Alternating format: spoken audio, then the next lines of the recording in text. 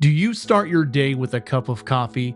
If yes, chances are you've had a sip of Nescafe, the world's favorite instant coffee.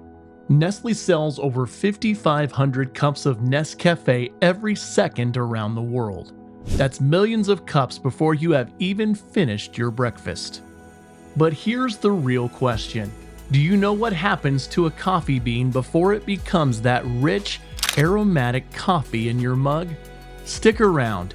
We're taking you inside the Nescafé factory. Nescafé was first launched in 1938, created to help preserve surplus coffee beans in Brazil. And since then, it's become a household name enjoyed in over 180 countries. From traditional roasts to trendy blends like Gold and Azera, Nescafé's magic all begins with a single bean and a whole lot of science. Nestlé starts its coffee journey in the beautiful fields of Brazil and Vietnam, two of the top countries in the world for growing coffee. In these places, coffee plants grow on hills and in green valleys, reaching up towards the sun. During spring, the plants are covered with small white flowers that smell sweet, almost like jasmine. After the white flowers fall off the coffee plant, small green cherries start to grow. These cherries slowly get bigger and change color as they ripen. Over time, they turn a deep red, which means they are ready to be picked. Inside each cherry are the coffee beans that will later be turned into your favorite drink. Farmers keep a close eye on the cherries while they grow. If they're picked too early, the beans taste sour. If they're picked too late, the flavor isn't as good. The right moment makes all the difference. In Brazil, the warm sun helps the cherries grow fast on wide, open farms. In Vietnam, the cooler mountains give the beans a strong and bold taste. Each place helps the coffee grow in its own special way. When the coffee cherries turn deep red, it means they're ready to be picked. For a brand like Nescafé, this happens with the help of machines. These machines move through the coffee farms and gently shake the trees, making the ripe cherries fall onto large mats or conveyor belts. This method is fast and works well for producing instant coffee in large amounts. Once the cherries are gathered, they're loaded into trucks and quickly transported to processing centers nearby. There, the real transformation begins. Once the coffee cherries reach the factory, it's time to open them up and get to the good stuff inside. They go through a special machine called a depulper, which removes the outer skin and most of the soft fruit around the beans. It works a bit like peeling fruit, quick and clean. Inside each cherry are usually two coffee beans, sitting close together like a tiny pair. After the skin is gone, the beans are still covered in a sticky layer called mucilage. It looks a bit like honey, and that's what gets cleaned off next. After the beans are stripped of their outer layers, they still have a sticky coating called mucilage, which is packed with sugars. To prevent any bad flavors, this layer has to go. The beans are placed into fermentation tanks, or sometimes they pass through machines with jets of water that scrub away the mucilage. This process, called demucilaging, gets the bean perfectly clean and ready for the next step, drying. Once the beans are cleaned, it's time to dry them out. Workers spread the beans on big patios or raised beds where the sun can work its magic. The beans are regularly raked to make sure they dry evenly and don't develop mold. Depending on the weather, this can take a few days. The goal is to get the beans down to just the right moisture level, about 10 to 12%.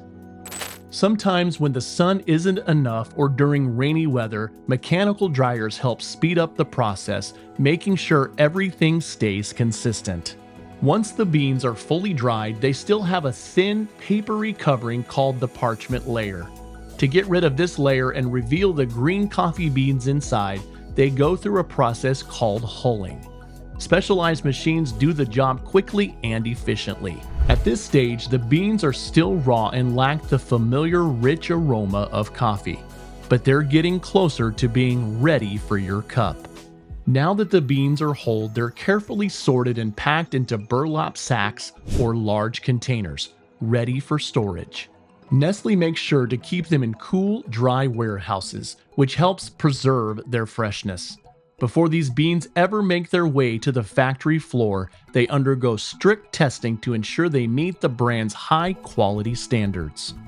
At the Nescafé factory, things get really high-tech. When large trucks full of coffee sacks arrive, giant robotic arms take over to unload them. These machines are smart.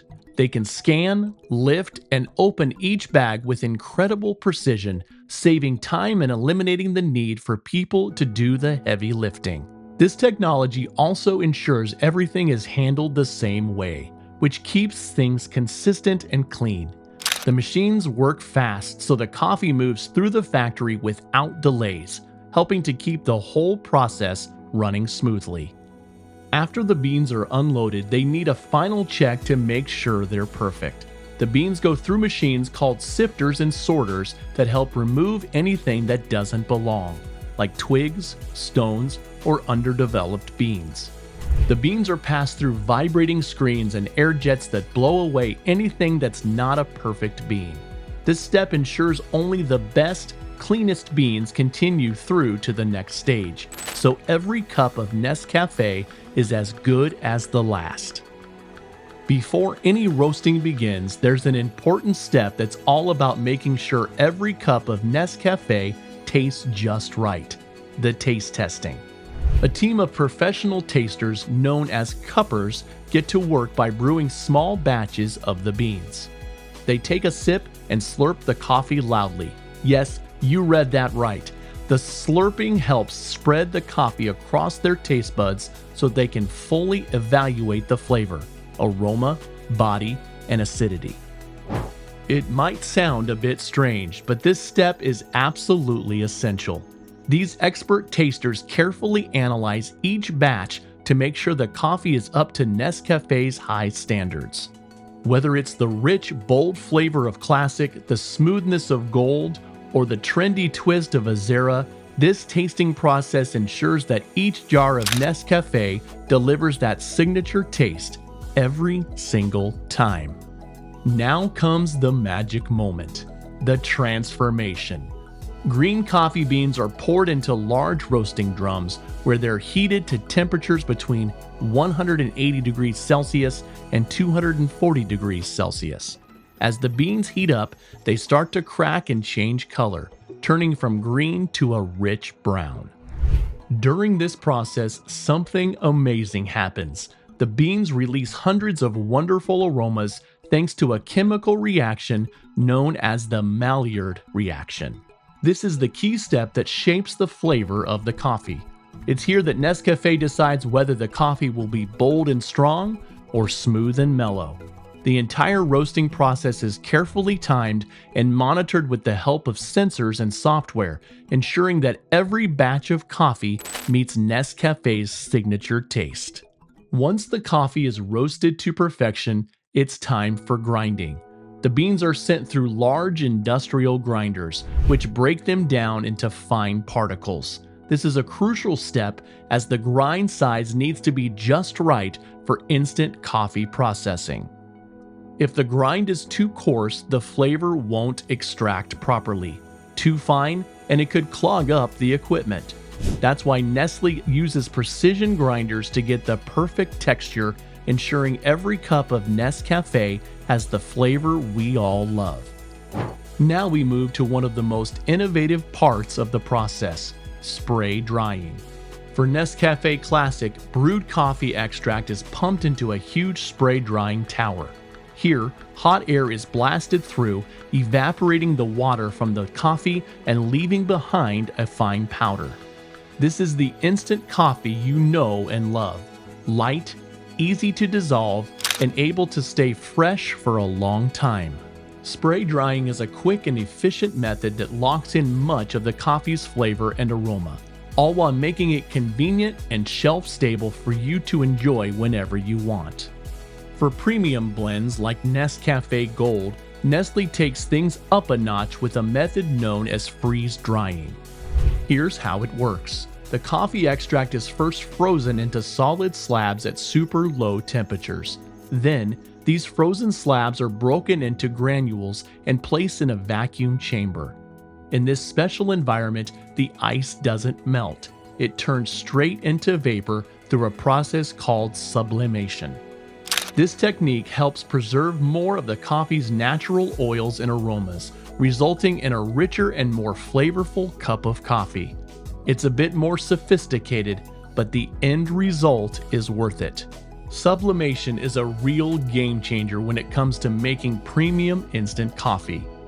During this process, the frozen coffee is dried under vacuum conditions where the ice turns into vapor without going through the liquid stage. This gentle method ensures that the delicate aromas and oils are preserved, which is what gives coffee its complex and inviting scent. The result? A premium instant coffee that tastes remarkably close to freshly brewed coffee, with all the richness and depth you'd expect. Once the coffee has been dried, whether in powder or granule form, it's ready to be packaged and sealed for freshness. High-tech machines carefully fill glass jars or pouches with just the right amount of coffee. Then, the jars are sealed with vacuum-tight lids to lock in all that rich flavor. After sealing, labels are added and each jar goes through scanners and sensors to ensure everything is up to standard. Only the best make it to the shelves. Finally, the jars are packed into boxes, stacked onto pallets, and shipped off to supermarkets, cafes, and stores all around the world, ready to be enjoyed in your next cup. And that's how coffee beans go from farm to factory to your favorite mug.